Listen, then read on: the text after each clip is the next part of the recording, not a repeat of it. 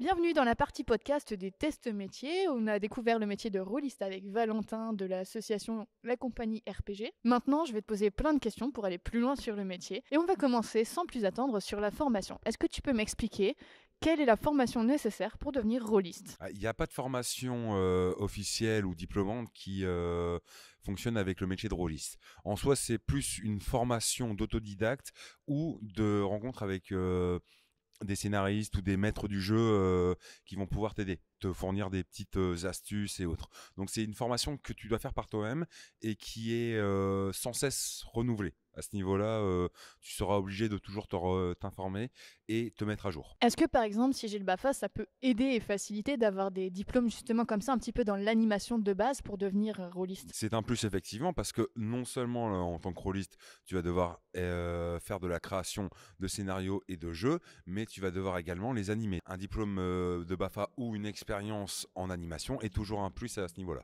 Est-ce que tu as des choses à rajouter sur le côté formation?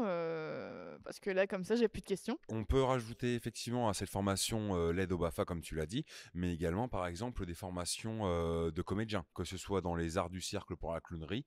Après tout, il existe autant de rôlistes qu'il existe de personnes dans le monde, dans le sens où chacun va avoir sa propre approche. Il y en a qui vont aimer le côté exagéré, donc assez clownesque dans certaines situations, d'autres qui au contraire vont plutôt miser sur l'ambiance, le côté sérieux, par exemple en mettant des bougies sur un jeu de rôle ou une situation d'horreur pour renforcer l'ambiance viscérale du truc. Le tout, c'est d'avoir l'envie. Parce que si vous avez l'envie, la formation, vous allez forcément la faire par vous-même. Que ce soit une formation auprès de quelqu'un ou une autodidacte, dans tous les cas, vous allez vous former vous-même. Donc, ce ne sera pas du temps de perdu, mais ce sera du temps bien utilisé, à mon sens. Est-ce qu'on peut dire aussi qu'une formation en art plastique ou en bricolage, si on peut dire, puisse être utile? Parce qu'il y a certes le côté création de scénario, mais il y a aussi toute la création des décors. Et donc là, en fait, c'est vous qui les faites vous-même. Exactement. Et c'est vrai que là, une formation en bricolage va être un gros plus. Après, tout comme pour les formations de création, une formation en bricolage peut être aussi en autodidacte. De nos jours, il existe beaucoup d'associations ainsi que de personnes qui forment les autres à des travaux de bricolage, même de menu bricolage. Et ça peut être un marchepied vers ce genre d'activité où là on travaille justement avec des matériaux de tout type. Donc une formation régulièrement renouvelée et une auto-formation sont les meilleurs points pour ça. Maintenant, on va parler de la mixité homme-femme. Est-ce que le métier de rôliste, c'est un métier où on croise déjà des nanas de base? Parce que là, donc, on a convié quelques personnes du monde des rôlistes et j'ai pas vu beaucoup de femmes. Est-ce que c'est un métier où une femme a sa place? En soi, ce métier n'a pas de sexe. Parce qu'après tout, que ce soit en termes de scénario, enfin de créativité, d'animation ainsi que de bricolage, ce ne sont pas des métiers qui sont très exigeants physiquement. Homme ou femme pourrait tout à fait le faire. Effectivement, on va pas se mentir, le milieu des rôlistes est un milieu qui est majoritairement masculin. Et justement, notre but à nous, c'est de montrer que n'importe qui peut y accéder. Des jeunes filles, tout comme j'ai eu déjà eu des jeunes garçons dans des ateliers, les deux se sont amusés comme jamais parce que je leur ai montré que peu importe leur sexe, leur âge ou leur origine, ils rapportent quelque chose sur la table qui est unique. Et donc à ce niveau-là, ce n'est pas une contrainte, bien au contraire, c'est un plus. Oui, et puis bon, qui dit jeu de rôle dit jouer un rôle aussi, et donc forcément, tu peux jouer un rôle de personnage homme, femme, peu importe, donc tout le monde y est le bienvenu au final. Oui, et de toute façon, tu peux retrouver ce prémisse-là dans de nombreux jeux. Par exemple, on est tous au courant que sur le MMORPG, une majorité des personnages féminins que vous voyez en jeu sont en réalité joués par des hommes. Moi-même, un grand nombre des personnages que j'ai créés et interprétés sur des parties de jeux de rôle ou de jeux vidéo étaient des personnages féminins. Pourquoi? Parce que je ressens toujours le plus grand plaisir d'avoir un personnage féminin qui a poutré un monstre 5 fois plus gros que lui. C'est un kiff de tous les instants et ça, je viens à l'avouer. Tu as toujours la possibilité de jouer à un personnage qui n'est pas de ton sexe, qui n'est pas de ton âge, qui n'est pas de ton ethnie, et au contraire, c'est ce côté, on rentre dans un personnage qui n'est pas nous, et donc on sort de notre zone de confort, et ça, c'est un véritable exercice, et ça permet non seulement de se développer en tant que personne, mais ça permet également d'expérimenter le rapport à l'autre. Et ça, c'est très important là-dedans. Et est-ce qu'une femme réussirait à trouver facilement sa place justement dans ce milieu très masculin ou est-ce que ça serait un peu mal vu en tant que rôliste professionnel? Oui. Alors non, ce ne serait pas du tout mal vu parce qu'au contraire, plus on accueille de personnes dans le groupe des rôlistes, entre guillemets, bien qu'il n'y ait pas de rôle officiel, enfin, il n'y ait pas de groupe officiel, bien qu'il faudrait créer une newsletter pour ça, ce serait pas mal. Mais non, effectivement, ce serait toujours bien vu parce que c'est comme quand quelqu'un de nouveau vient dans une salle de sport. Les personnes qui vont s'en moquer représentent pas du tout la majorité des gens qui au contraire seraient heureux de les accepter. Donc non, tant que vous venez avec votre personnalité, votre touch et votre envie d'en découdre pour faire découvrir le jeu de rôle, j'entends, là vous serez toujours bien accepté. Et ceux qui ne vous accepteront pas ne seront même pas qualifiés de rôlistes par la plupart des gens ou seraient moqués par ces mêmes rôlistes parce que bah, c'est contraire au monde du jeu de rôle qui est d'accepter tout le monde avec ses différences, ses qualités et surtout son parcours. Est-ce qu'il y a un intitulé féminin spécifique pour le métier de rôliste pour une femme? Non, pas spécialement parce que le rôliste s'écrit déjà R-O accent L-I-S-T-E. Donc c'est déjà un mot féminin à la base, même si techniquement, comme j'ai dit, n'importe qui peut être un rôliste, c'est-à-dire un adepte du jeu de rôle ou du fait de jouer un rôle dans un jeu ou dans la vie de tous les jours. Un homme ou une femme, ça, il n'y a aucun souci à ce niveau-là. En parlant mixité homme-femme, on va forcément parler charge mentale, mais aussi vie de famille. Est-ce que c'est un métier qui peut être adapté aux femmes ou aux personnes qui souhaitent avoir des enfants, on va généraliser, du fait que ça soit justement sur des horaires un petit peu particuliers, comme on en a parlé dans la première vidéo? Il est vrai qu'en général, comme tout métier qui touche à l'événementiel, c'est un métier qui a des horaires plutôt décalés, en effet. Après, il n'y a rien de contre-indiqué avec avoir une vie de famille ou une vie personnelle avec cette vie professionnelle. Après tout, vous allez avoir des enfants, donc forcément, vous allez faire des jeux avec, donc vous allez être maître du jeu. Donc au contraire, c'est même une formation qui peut être une bonne chose pour ça. Après, concernant le reste de la vie de famille et comme tu disais la charge mentale, c'est toujours compliqué. On est dans une société où on n'a pas une seule casquette pro et une seule casquette perso. Au contraire, c'est très souvent un mélange de ces différentes casquettes. Donc je dirais qu'à ce niveau-là, c'est toujours compliqué. On fait avec les moyens du bord très souvent. Mais je pense que les personnes qui travaillent dans l'événementiel et les rôlistes en particulier sont des personnes qui vont rajouter cette énergie en pro comme en perso. Donc pour moi, c'est une bonne chose. Et au contraire, les défis sont faits pour être relevés. Donc non, le fait d'avoir une vie de famille est une contrainte, mais pas plus que dans un autre métier, à mon sens. Oui, et puis du coup, ça peut permettre aussi d'initier les enfants au jeu de rôle et de partager ses passions. Et c'est pas dérangeant de les emmener bosser avec nous au final, parfois. Quand vous ramenez votre enfant et que vous faites une table de jeu de rôle, bah, au contraire, vous pouvez l'inviter, comme tu l'as si bien dit, on peut l'inviter à faire la création. Donc il y a un héritage, une transmission à ce niveau-là. Après tout, moi-même, je suis de la 4e génération de jeux de rôle. C'est-à-dire que ça a commencé dans les années fin 70, début 80, avec Donjons et Dragons, Warhammer. Donc des gens qui étaient vraiment en mode public de niche. Et ces cercles se sont agrandis au cours des années, avec notamment l'explosion d'Internet qui a permis de faire découvrir ceci à de nombreuses personnes. Le fait de jouer aussi dans des univers qui ne sont pas considérés comme classiques, hein. Il existe par exemple des jeux de rôle sur Pokémon, il existe des jeux de rôle sur les livres de cuisine, enfin sur les trucs de cuisine et Date Simulator. N'importe quel du moment que vous avez une situation de départ, n'importe quoi peut la transformer en un jeu de rôle. Que ce soit un jeu de société, une soirée enquête, donc ce qu'on appelait une murder party dans les années 90, qui est une enquête policière à la Agatha Christie, vous la connaissez tous, Meurtre sur le Nil, Les 10 petits nègres. C'est tout à fait possible.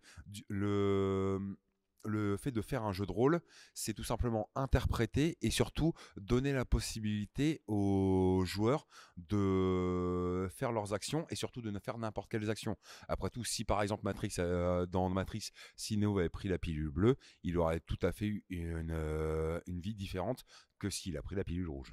Maintenant, on va parler type de contrat, si on peut dire, les différences entre salarié et indépendant. Rôliste, c'est un métier qui s'exerce sous quel type de contrat? Disons qu'entre salariés et indépendants, la majorité des gens qui ont travaillé dans le jeu de rôle et qui en ont vécu, surtout notamment à partir des années 80-90, maintenant tu vas plus te retrouver ces personnes-là en tant que maître du jeu dans des événements type escape game, ainsi que des entreprises qui se sont spécialisées là-dedans. Parce que, qu'on le veuille ou non, le jeu de rôle est devenu quelque chose de populaire et de mainstream, comme on utilise le terme maintenant, c'est-à-dire que c'est quelque chose de courant. Après tout, voir quelqu'un faire du jeu de rôle sous forme d'escape game dans une structure qui est prévue pour ça, ça ne diffère pas tellement de quelqu'un qui décide de louer une salle avec des gens pour faire une murder party entre initiés. En effet, la majorité des salariés vont être dans des structures très spécifiques et en général, je vais pas dire un public de niche, mais c'est plutôt un métier de niche dans le sens où bah, un master, ça se renouvelle pas comme un employé ou un CDD standard dans une entreprise dit plus classique. À l'inverse, la majorité des rôlistes qu'on va retrouver qui va travailler dans le jeu de rôle, va être plutôt dans le milieu associatif. Ça va plutôt être là qu'on va retrouver la majorité des associations et des gens qui travaillent autour du métier de rôliste, aussi bien en termes de jeu de rôle que dans le terme de théâtre ou autre. Donc, la majorité des personnes que tu vas rencontrer ne sont pas salariés, mais sont plutôt indépendants. Et il est encore plus rare de trouver quelqu'un qui en vit. Donc c'est pour ça que moi personnellement je vis de cette activité et j'en suis très fier. Et je fais tout pour que ça continue tous les jours. Pour se lancer à son compte, du coup, en tant que rôliste, quel est l'investissement financier de départ? Est-ce qu'il y a besoin d'acheter du matériel, des logiciels, des choses comme ça? Financièrement, combien on doit mettre sur la table à peu près pour pouvoir se lancer? Estimer la manne financière nécessaire à un début va être assez compliqué parce que en général, tout rôliste qui a quelques années de vadrouille dans l'univers des jeux de rôle aura de base une collection de figurines, de maquettes ou autres, pas forcément conséquente, mais tout du moins existante. Il y a un investissement à faire, mais pas plus que pour un autre métier. Par contre, par exemple, il n'y a pas de logiciel spécifique à acheter. Du simple traitement de texte, des programmes de montage ainsi que des programmes de type Paint ou Photoshop sont largement suffisants pour pouvoir créer par exemple une petite fiche de personnage ou une petite fiche donnant une potion ou une action particulière à un personnage. Effectivement, c'est pas tant en termes d'investissement financier, mais en termes d'investissement temporel, parce qu'il va te falloir beaucoup de temps pour créer et renouveler tout ton parterre de décors. Les figurines, bon, moi personnellement, j'utilise plutôt des figurines qui se basent vraiment sur la pop culture, principalement autour des comics, vu que j'ai appris personnellement à lire sur des mangas et des comics quand j'étais petit. Donc c'est un univers qui m'a toujours plu, donc je me suis orienté là-dessus. J'en ai connu d'autres qui sont plus anciens que moi et qui eux ont eu le déclic suite aux vagues de Warhammer, l'œil noir, Seigneur de guerre, qui sont donc des trucs beaucoup plus médiéval fantastique. Après, c'est surtout cet investissement de temps parce que tu vas devoir créer et surtout non seulement créer différents univers pour pouvoir coller à toutes les situations qui exigent ton travail, mais également la création de scénarios qui va te prendre la majorité de temps. Donc c'est un investissement temporel plutôt qu'un investissement financier à mon sens. Même si il y a forcément un petit pécule à avoir pour pouvoir acheter le matériel. Même si nous, on travaille principalement avec des matériaux de récupération parce qu'on aime, parce que c'est ce qu'on voulait, avoir un impact moins négatif que sur l'environnement que la plupart des décors en plastique moulés, chauffés, quoi. Ok, donc il y a quand même une petite somme à mettre pour ces petites figurines parce qu'effectivement ça a un coût. Alors même si on collectionne avant, il y a quand même un coût à ça, quoi. C'est pas, on peut pas se lancer en ayant zéro, quoi. Non, en effet, surtout qu'en plus, moi personnellement, je n'ai jamais eu la patience de peindre les figurines. Ça, c'est quelque chose que beaucoup de puristes dans les rôlistes pourraient me reprocher, mais après, je pense qu'on vient tous avec nos différences. Moi, par exemple, j'aime passer du temps sur une création de maquette ou sur une création de fiches de personnages. Mes fiches de personnages à moi, si je ressortais celles que j'avais dans les entre 15 et 20 ans, elles auraient des traces de verre, des traces de bière, de liquide renversé, de coups de crayon hachurés. Bref, pour moi, ça doit vivre plus qu'être un truc magnifique à mettre au musée par exemple. Mais encore une fois, c'est une vision très personnelle à ce niveau-là. Après, effectivement, tu as un pécule à avancer, mais ce pécule-là, avec justement les nouvelles technologies, notamment au niveau des 3D, des technologies 3D, des imprimantes 3D, c'est un investissement qui peut être plus financier que temporel parce que, contrairement à avant où il devait justement peindre les figurines, l'investissement était plus sur le temps que sur l'argent. Maintenant, on va parler de la différence entre junior et senior. Est-ce que c'est facile quand on débute dans le métier de se faire une place? Ou est-ce que justement, ça peut être un peu compliqué de gagner ces grades? Il va plus être compliqué si votre optique est de devenir un rôliste professionnel, c'est-à-dire qui vit de ces activités-là. Il va être plus difficile de trouver votre credo, tout simplement parce qu'en fait, la plupart des gens ne savent même pas que c'est un vrai métier. Parce qu'ils ils vont cantonner ça à du milieu associatif ou des dérivés du métier de scénariste qui consiste à créer des scénarios pour le cinéma ou les séries, par exemple. La difficulté va être comme toujours, de trouver les bonnes personnes. Pour ça, tout ce que je peux vous conseiller, c'est de vous entourer. Moi, personnellement, je suis sous le système des intermittents du spectacle. Donc, j'ai de très bons producteurs délégués. J'ai de très bonnes connaissances dans le tissu événementiel, ce qui me permet de pouvoir vendre. Parce qu'en plus, le métier de rôliste est quelque chose qui est très protéiforme. C'est-à-dire qu'il peut revêtir de multiples formes. Ça peut être aussi bien dans de l'initiation sur table que de la formation à la masterisation. Par exemple, il y a quelques années, j'ai formé un jeune de 17 ans qui il était très intéressé par le jeu de rôle, mais n'avait aucune connaissance et ne savait pas par où commencer. Mais lui, il ne voulait pas devenir joueur, il voulait devenir master parce qu'il voulait raconter des histoires. Et donc, je l'ai pris sous mon aile pendant un mois et demi. Je lui ai donné différents exercices, notamment avec des exercices à contrainte. Par exemple, tu as par exemple 3 personnages et tu dois faire une construction de scénario qui est avec un véritable développement de personnages. Donc ça se rapproche beaucoup de ce que fait un scénariste sur une série ou un film. Donc difficulté, vous allez forcément avoir des difficultés parce que tout simplement c'est un métier où les gens vont vous dire quelles sont les qualifications professionnelles. Bref, c'est un métier très difficile à cerner, mais il est tout à fait possible de gagner votre vie là-dedans pour peu que vous en ayez non seulement l'envie, mais surtout la motivation. Et surtout, encore une fois, de bien vous entourer. Et maintenant, on va parler des seniors. Est-ce que, en étant avancé dans la fleur de l'âge, on peut se reconvertir et devenir rôliste, justement, ou est-ce que c'est quelque chose qui va être un peu compliqué physiquement pour ces personnes? Non, il n'y aura pas de problème de physique, à moins que cette personne âgée ne soit pas assez en forme pour lancer un dé ou tourner une page. Normalement, ça devrait aller, je pense, à ce niveau-là. Non, il n'y aura pas de problème de reconversion pour les seniors, surtout qu'en plus, et ça c'est un conseil que je peux vous donner, n'hésitez pas à mettre des parties de personnel de votre vie mélangées et pas brutes telles quelles dans des scénarios ou autres. Parce que très souvent, le fait de vous reposer sur quelque chose que vous connaissez va développer et rendre plus fertile votre récit. Donc non, au contraire, à ce niveau-là, la reconversion en rôliste à tout âge est non seulement préconisée, mais je dirais en plus un apport essentiel parce que plus une personne a eu de vécu dans sa vie, plus elle va pouvoir au contraire rapporter quelque chose, non seulement dans le monde des rôlistes, mais auprès des groupes qu'elle va animer. Maintenant, on va parler RSE. RSE, c'est tout ce qui est bien-être de la planète, bien-être au travail, etc. Est-ce que le métier de rôliste est un métier respectueux de l'environnement? On est un métier où on n'a pas forcément beaucoup de créations à part pour les maquettes, enfin des créations physiques, à part pour les maquettes. Les figurines très souvent sont en plastique ou depuis quelques années.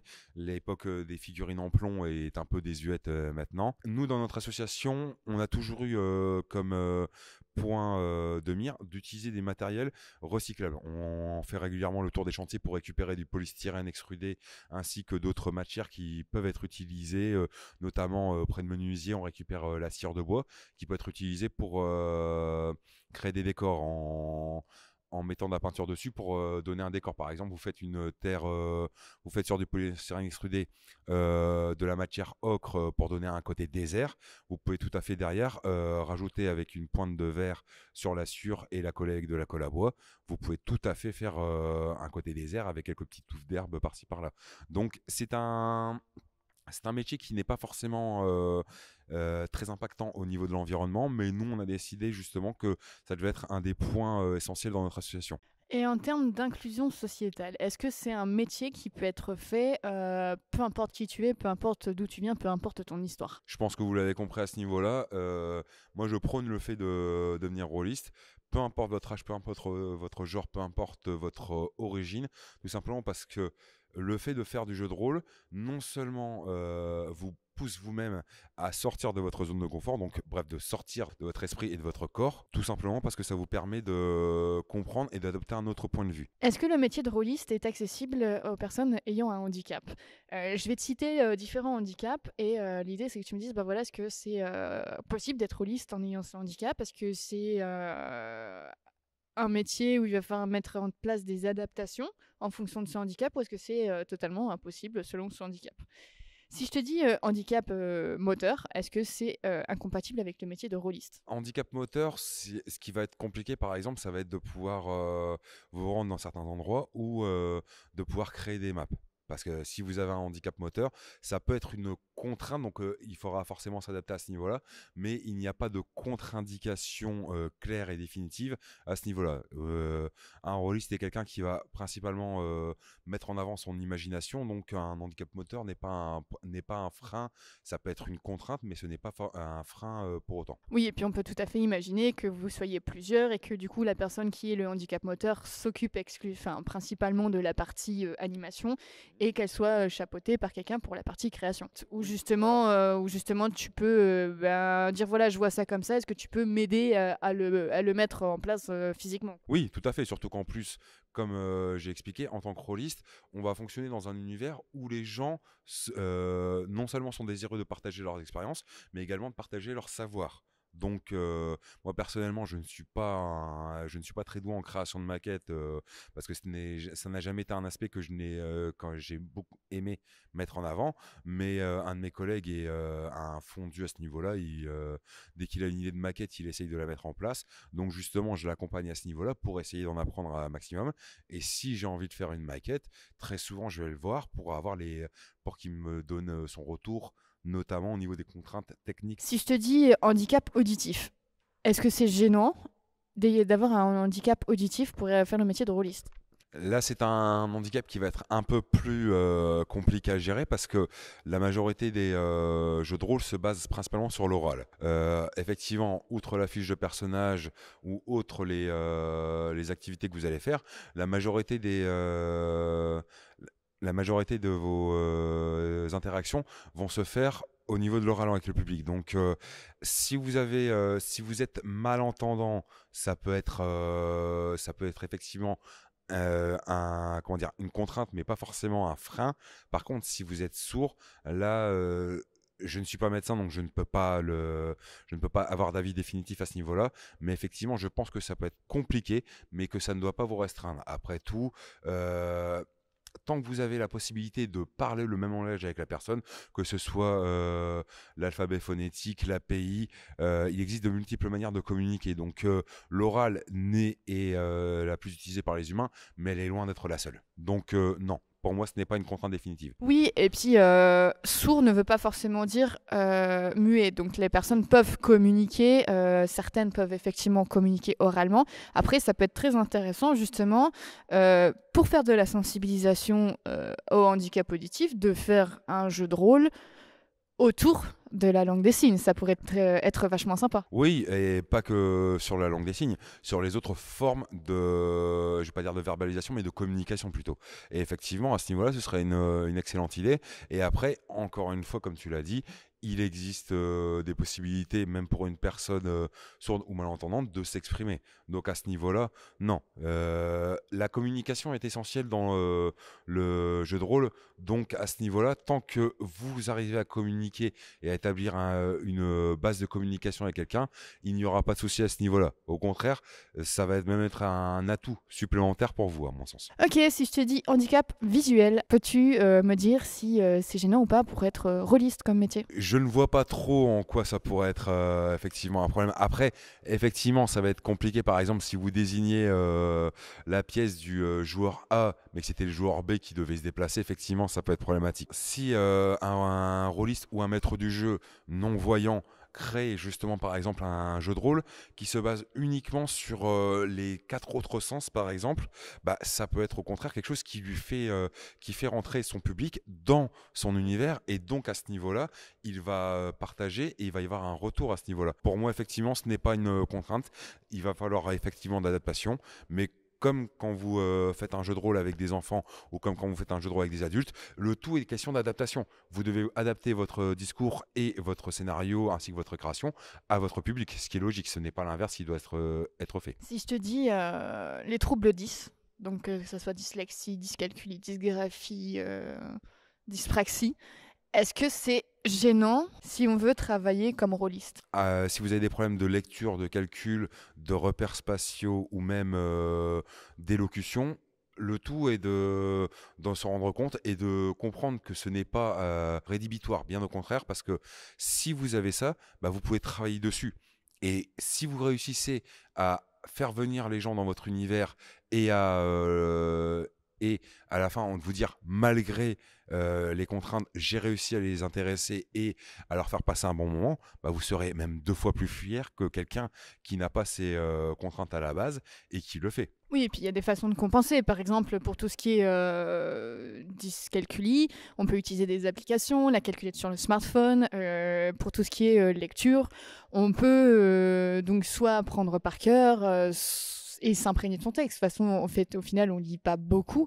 Sinon, faire lire les cartes aux participants. Voilà, il y a toujours des façons de pouvoir adapter en fait à ces troubles qui sont pas plus chiants que d'autres en fait au final quoi. Et comme tu l'as dit, il y a beaucoup d'astuces et chacune sera personnelle à la personne. Effectivement, moi j'ai connu quelqu'un qui détestait la lecture parce qu'il avait de gros problèmes de dyslexie.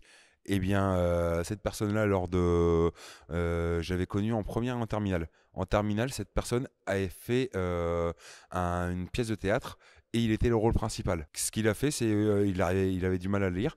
Bah, il a appris le texte par cœur. Ça lui a pris des mois, ça lui a pris 3 fois plus de temps que les autres comédiens, mais il était préparé et il s'est donné les moyens. Donc, à ce niveau-là, je pense que du moment que votre motivation et votre envie sont intactes, il n'y aura aucun souci à ce niveau-là. Ok, maintenant on va parler de TDAH, donc trouble de déficit de l'attention avec ou sans hyperactivité, mais aussi d'hyperactivité, plutôt la catégorie de personnes qui a du mal à tenir assis sur une chaise, parce que moi, quand tu me dis rôliste, je vois des parties interminables et très longues autour d'une table à jouer. Est-ce que tu penses qu'il peut y avoir des adaptations pour ces catégories de personnes? Oui, tout à fait. Après, dans le cas, par exemple, d'une hyperactivité ou d'un trouble de déficit de l'attention, euh, d'après ce que je sais, ce sont des personnes qui ont du mal avec le côté répétitif et le côté posé. Et en soi, moi, effectivement, je suis plutôt du genre à être assis à mon bureau pour écrire un scénario, mais j'ai connu d'autres rôlistes qui, eux, pendant ils notaient sur le paperboard, derrière, ils allaient recréer une maquette, repeindre des figurines. Dès qu'ils avaient une nouvelle idée, ils allaient sur le paperboard pour écrire à nouveau. Ils passaient ainsi d'activité en activité. Donc, non, il n'y a pas une méthode qui fonctionne et les autres sont toutes mauvaises. Il y a une infinité de méthodes. Donc, à ce niveau-là, si vous avez par exemple des problèmes à rester assis sur une chaise, ce que je peux comprendre, hein, personnellement, je n'aurais jamais pu faire un métier où je suis assis 8 heures par jour sur une chaise. Force à ceux qui le font. Et donc, non, moi, quand je bloque sur une activité où je me dis ah, j'arrive pas à retrouver comment est-ce que je dois faire pour ce scénario, bah, dans ce cas-là, je le laisse en plan. C'est pas que je l'abandonne, c'est que je vais bosser sur autre chose afin de libérer mon inconscient et mon subconscient qui vont donc bosser dessus et me donner une nouvelle idée. Quelquefois, ça peut être même 2 jours après et je reviens avec une idée géniale qui retransforme complètement le scénario et qui lui rajoute au contraire de la valeur. Donc, et bien que cette idée, comme tu l'as dit, de table pendant des heures est une réalité, après, j'ai connu une infinité de maîtres du jeu à ce niveau-là. J'en ai connu qui restaient assis, qui passaient beaucoup par la narration pour faire comprendre et ressentir auprès des joueurs. J'en ai connu d'autres qui jouaient plutôt sur l'ambiance, bougie et lumière donc pour l'odeur et l'atmosphère. Et j'en ai connu d'autres qui, au contraire, singeaient et mimaient les actions des personnages. Donc ça peut être quelque chose où il faut trouver sa propre sauce, mais surtout quelque chose qui te botte, qui te fasse plaisir. C'est vraiment l'essentiel à ce niveau-là, parce que bah, comme tu l'as dit, tu vas souvent, ils ont du mal avec les tâches répétitives, et on va pas se mentir, c'est une tâche où en fait le scénario est, comment dire, le scénario n'est pas le même, mais la structure va très souvent être la même. Mais après, à l'intérieur, c'est justement la liberté de création. Pour terminer sur le sujet du handicap, on va parler des hyperesthésies parce qu'il y a certaines personnes qui ont les sens plus développés que d'autres et du coup pour lesquelles c'est plus compliqué. Je pense notamment à tout ce qui est personnes atteintes du syndrome du trouble autistique, mais également les HPI, les hauts potentiels intellectuels qui ont de temps en temps ces hyperesthésies. Est-ce que ce métier, c'est un métier qui peut être très bruyant et qui pourrait justement déranger au niveau d'hyperesthésie auditive? On va pas se mentir, dans certains festivals et certaines activités, effectivement, il va y avoir beaucoup de bruit. Après, ça peut être effectivement contraignant pour certaines personnes.